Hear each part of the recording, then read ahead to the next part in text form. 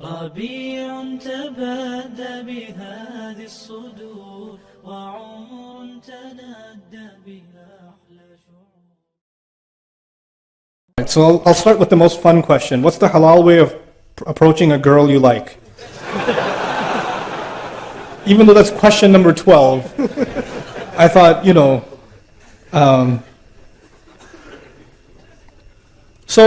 this is more complicated. We've made it more complicated than the Sahaba. So the Sahaba were simple people, and they came from a very rebellious society, where men and women did all kinds of things and nobody cared. And then Islam came. And I want to give you some background here. In Medina, when the Sahaba migrated, the Muhajirun were bankrupt nearly, right? They left everything behind. And Medina was a crazy place. Right now it's Medina Munawwara. But Medina back then was Las Vegas. It was bad. When the Prophet went there, it was not a good place. Okay, you have to understand, it was a crazy, crazy society. For instance, one of the most common industries in the city of Medina was prostitution. When the Prophet moved there, and the women there were brothels, like prostitution houses, they used to have flags outside their house, that this is a place you can come for those kinds of things. And a companion comes to the Prophet and says, Ya Rasulullah, there's a woman, because he doesn't make any money, he's a muhajir. There's a woman, she makes good money, I'd like to marry her. And what does she do? Oh, well, she's in the... You know what I'm saying? I'm not going to spell it out. And you know why I'm telling you this? Because Sahaba didn't even know that's a bad thing yet. They were also learning, weren't they? They didn't become angels overnight. They were being developed. And so he doesn't even think. And imagine you come to Rasulullah and ask this question. Can you imagine somebody coming to an imam today and saying, hey, so I'm thinking about the next janazah would be of the shaykh. Like, it would be... And then the ayat came, no, you cannot marry those kinds of women in Surah An-Nur. Like revelation came to teach Sahaba and teach the believers, look, those are not the kinds of people you want to marry. They are their own. Don't mix with them. Like Ibn Ashur says, rahmahullah, in his tafsir, that ayah is referring to professional prostitutes, that the zani will not marry a zani, is referring to them. Because the question was actually raised. I wanted to bring this up to you because for them, you would think that, if the Sahabi saw a woman from a mile away, he went the other way and made istighfar the whole night. No, it wasn't like that. They interacted with each other, they talked to each other, they worked with each other, they were in business partnerships. All kinds of interactions happened between men and women, but with principles. It was respectful, it was dignified. And when a companion, when somebody liked somebody else, you know what they did? Here's the astaghfirullah part. Here's what they did. Hey, I like you. You want to get married? And she'd say, maybe, talk to my dad. He'd say, okay. And then you go to the dad and say, hey, I like your daughter. And I talked to her, she's not entirely opposed to the idea. Is it cool? And he says, let me talk to my daughter. How this happens today in London is you go to a girl, respectfully, hey, we worked together for 3 years. Would you consider marrying me? And she's like, And maybe she says, please don't talk to my dad, he'll kill me. Because if you talk to my dad, he'll say, this is why you go to work? This is why we sent you to uni? Like, you, fathers, I have 4 daughters. Listen, those of you that are fathers, that have daughters, you sent your daughters to university. You brought your daughters to this country. You made them live here. You took them outside in society. You made that decision. And when somebody a Muslim likes them, that's a good thing. How are they going to get married sitting at home? Who's going to like them? So when somebody approaches them in a respectful way, you should not say, oh my God, the day has come, astaghfirullah. Ye din bhi dekhne the, oh tawbah, tawbah. What a humiliation. Now we have to go take you back into Bangladesh and hide you in a village somewhere because some guy likes you. Astaghfirullah. And there's somebody's doing ruqyah on her and calm down. It's okay. somebody likes your daughter, that's a good thing. Now go and investigate, find out. It's completely fine. The only rishta mentioned in the Quran, the only approach mentioned in the Quran is that of Musa alayhi salam in Madian. He was by himself, Musa was by himself. And these girls were by themselves working outside. And he went up to them and helped them out. And the girl said, he's kind of nice. And she went back to her dad and said, hire him. Which means, come on, dad. You know. And that happened. And the girl said, I like the guy. That's actually what happened in the story of Musa. Musa didn't propose, the girl proposed. And the father can't propose unless he has the approval of his daughter. So it's okay for your girls to say, Dad, there's this guy, this brother at the MSA, yeah? He's a Thursday halakah. It's really good, you should come. Your daughter's telling you something. It's okay, go attend the halakah. It's okay, find out. Don't complicate this. There's nothing indignified about that. Don't go date a girl now. And don't take, Nouman gave a lecture, I'm going to take you out to dinner. No. Not that either. But can you have respectful interaction with someone you're interested in for marriage? Absolutely. Absolutely. Nothing wrong with that. Can you take your time to understand each other's likes and dislikes? Yes, it's fine. Respectful courtship is okay. With parental guidance, in dignified fashion, there's nothing wrong with it. So what happens is we have two extremes. We have people that are more conservative than the Sahaba. And then we have people that are more liberal than liberals. Okay, and Islam is right in between. It's a natural way. It's a completely natural way. Okay, and so this is something that I thought it's important to mention for families and for yourself. Talk to your daughters. Ask if they like someone. Don't create between fathers and daughters, there should be open communication. They should not be terrified to tell you that they're interested in somebody. Don't force them to marry someone they don't want to. Don't force your daughters and tell them, if you don't marry this one, who's going to come and marry you? And we already said yes to them. Don't humiliate the family and say no now. Those kinds of nikahs are haram. I will say it, they're haram. You cannot emotionally and psychologically force a girl to get married under family pressure. That is batil. And that happened at the time of the Prophet ﷺ. And the Prophet ﷺ considered those nikahs batil. They're invalid nikahs. Until the girl genuinely likes a guy and says, yes, I want to marry him on her own. From no pressure from her father, no pressure from her mother, no pressure from anybody else. She likes him. And even if the day of the nikah she says, Mom, I don't want to do this. The mother doesn't say, too late, girl, too late. We've got the hall, what are people going to... No, if the girl says, I don't want to do this, then no, stop. Allah gave her that right. You cannot take it away. You're burying them alive. This is the new way of burying women alive, by the way. Back then, they used to take the baby girl and bury her right then. Now we bury them at the day of the nikah. This is what we do. This needs to stop. Let them marry who they want. If they're a dignified Muslim. And because now you're living in a different society, you won't find someone from the same village. It's okay. It's okay. A Bangladeshi can marry a Syrian. It's fine. I know. It's okay for Syrians too. Yeah, you Syria. Turkish. Somali. Astaghfirullah, Somali. Yes, Somali. That's fine. You know, Musa alayhi salam is an Arab. Musa is an Arab. Or actually not an Arab. He's from Israelite. And he married an Arab. He went and married in Madian, didn't he? So many Arabs, we only marry Arab. Really? Musa alayhi salam was actually from Israel. What's up with that? It's all good. So it's a time now, it's a strange time that we live in. And actually the only thing that can save us is the basic principles of our deen. And making the path to marriage easy is actually one of the greatest battles against shaitan. When we make the path to marriage difficult, when you have 28, 30, I'm not going to do other questions, forget it. Let's just talk about this. What am I going to do? We're going to have 35-year-old boys not married. What do you think? They were doing tahajjud for 35 years?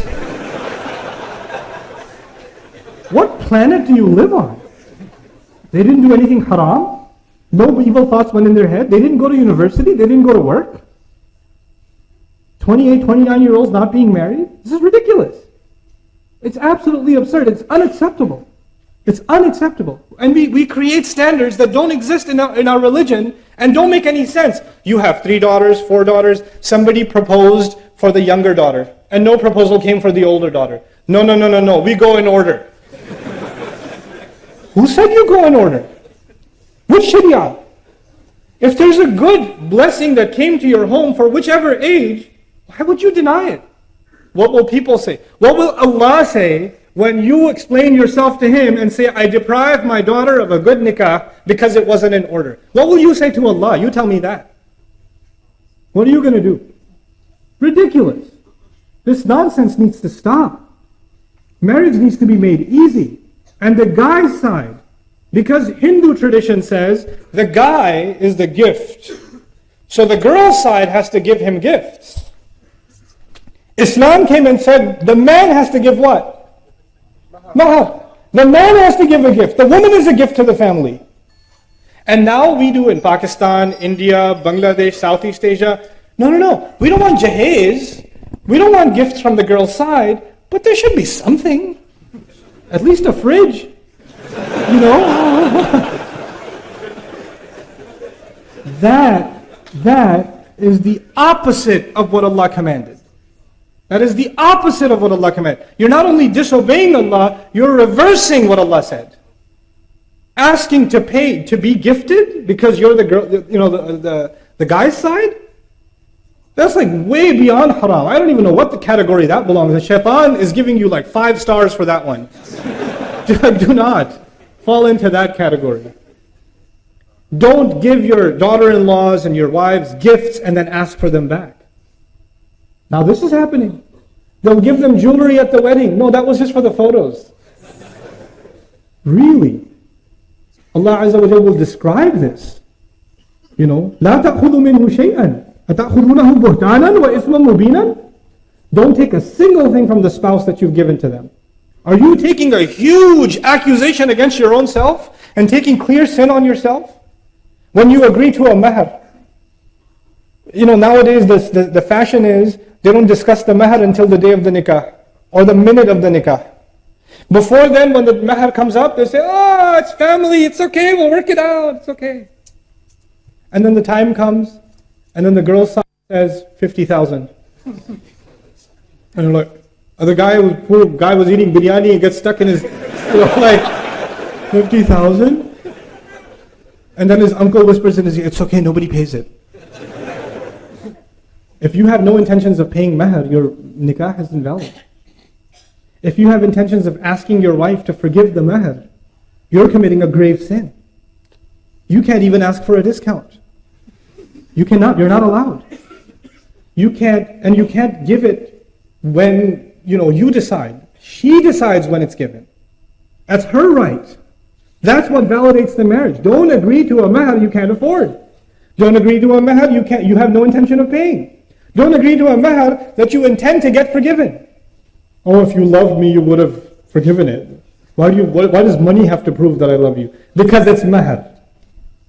And because you can't use that kind of language. فَإِن تُبْنَ لَكُمْ عَنْ نَفْسٍ مِّنْهُ شَيْئًا. If they, out of their own free will, out of the goodness of their own heart, decide to give you some of it, like you gave the 1,000 for the month to her of the mahar, and she says, here's £2, get yourself an ice cream. That's up to her. She wants to do that, she can do that, but you cannot. That's not your money. That is not your money.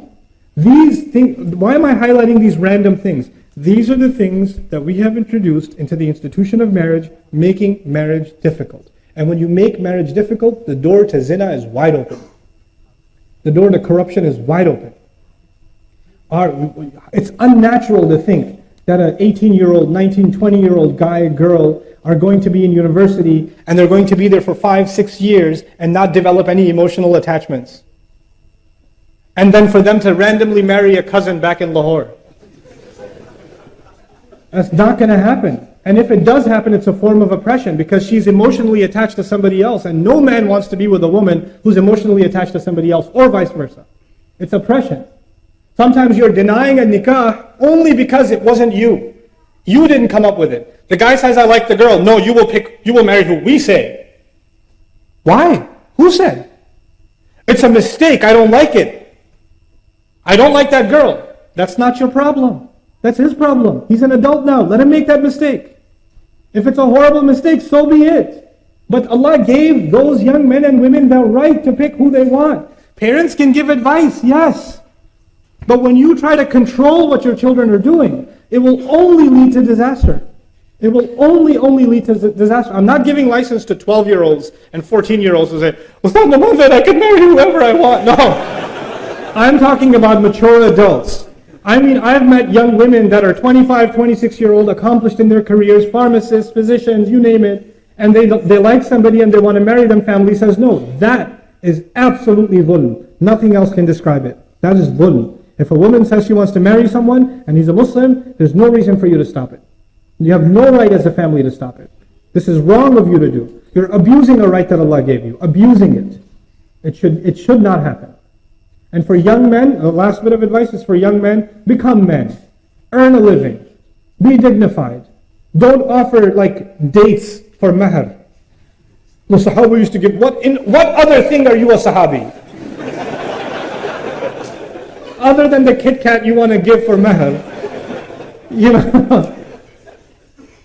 No. Be dignified. You know, earn a decent living for yourself. Don't say, I like her, I don't have a job, but I don't know, her family's only interested in dunya. Yeah, that's why we have mahar. Only interested in dunya. You're supposed to be concerned about dunya too. وَلَا تَنْسَ نَصِيبَكَ مِنَ الدُّنْيَا. It's in the Quran. Don't forget the portion you are owed in this life. It's a worldly decision too. It's not just a spiritual decision. How is somebody going to provide for my daughter? Where is she going to live? Is she going to live a decent life? These are respectable questions. These are decent questions. So these things we have to take very, very seriously in our communities. And when it comes to the subject of marriage, I didn't talk today about what happens after marriage, because there's a whole set of dhulm we do after marriage. That for another time. I'll yell at you another time. But right now, let's just fix the institution itself. Let's make marriage easy for our young people, especially the ones that are ready and capable. You know, مَنِ اسْتَطَاعَ مِنْكُمُ الْبَاءَةَ فَلْيَتَزَوَّجْ. Whoever among you is capable, let them get married. If capability is there, no other barrier should be there. And for those of you that will find this controversial, it's okay. I'm leaving here anyway soon, so that you deal with it and troll me on online. So I'll tell you, if your son wants to marry somebody who just took shahada yesterday, right? Or the girl wants to marry a guy who just became Muslim a week ago or something. And then you say, well, he only became Muslim because he wants to marry the girl. It's not a real shahada. Who decides what a real shahada is? Who decides? Can you tell why something happens? When Osama, the famous narration of Osama came, that he was about to kill someone in battle. In battle, he's about to kill someone, and the guy falls. The enemy loses his sword. And he's about to strike him down. And he says, Ashhadu an la ilaha illallah wa ashhadu anna Muhammad Rasulullah. He took shahada, became Muslim. Did he become Muslim because when he fell down, it hit him really hard on the head, and all of a sudden Islam started making sense? And he's like, hold on a second, I think we need to stop this, and I'm ready to be Muslim now. Obviously, he took shahada because he knows Muslims don't kill each other.